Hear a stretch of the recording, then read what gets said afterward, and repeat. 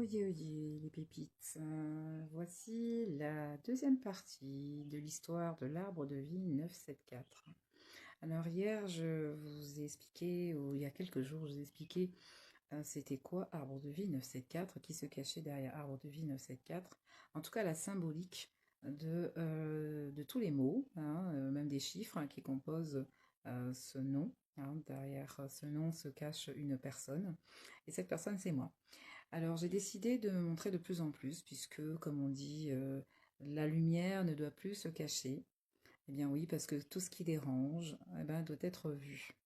Parce que quand ça dérange, ça fait travailler les uns les autres, et c'est très bien, puisque je vous ai dit quelque chose sur une première partie de Arbre de vie 974, et surtout de comment je fonctionne, quelles sont en fait mes compétences quand je travaille avec des personnes qui viennent me voir dans mon cabinet.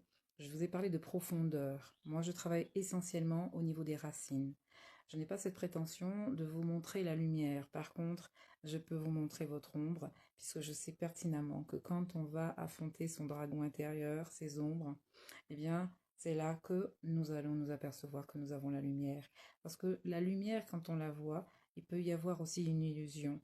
En fait, j'aide les personnes justement à sortir du voile d'illusion, de tous les mécanismes, les croyances qu'on nous a mis hein, dans notre petite tête, dans cette structure, dans cet ego mental. Et aujourd'hui, il est temps de ressentir, de revenir à quelque chose de beaucoup plus sensible, d'accepter notre sensibilité, d'accepter de ressentir sans en avoir peur.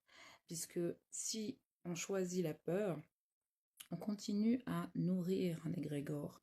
Alors que si on choisit l'amour, on choisit l'ouverture de conscience. C'est ça la nouvelle terre.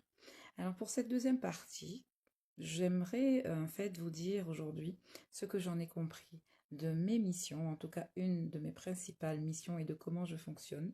Il a fallu d'abord que je travaille au niveau de mes blessures, de mon ombre, de mes ombres, surtout dans tout ce qui est jeu psychologique, quand il y a des projections, transferts, contre-transferts.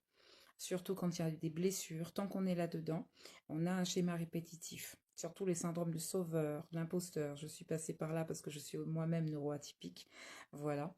Avec un cerveau qui est un peu en arborescence, hein, avec une intelligence qui est là et une tête qui fonctionne autrement. Mais surtout, je l'ai bien compris. Le chamanisme et l'animisme m'ont permis de pouvoir justement vivre au mieux au quotidien ce côté du cerveau qui a besoin de comprendre tout.